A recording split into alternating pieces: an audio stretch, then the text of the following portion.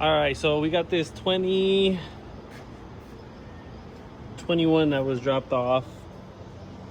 So they replaced the fuse box,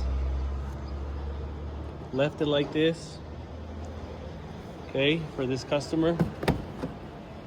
They also went ahead and replaced the module, okay. Now, I'm about maybe a quarter into my diagnostic, right, on this truck. So with these newer stuff, you got to hook up to the Forscan or FDRS, okay?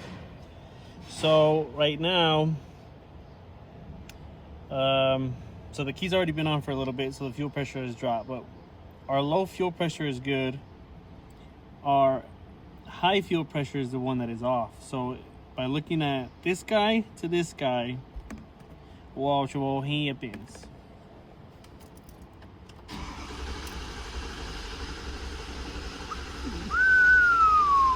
Then you come over here, not low, 130, and then it drops back down.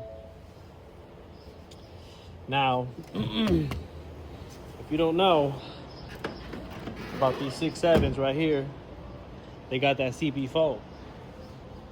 You don't be playing with a CP4 now. Don't play. Don't play.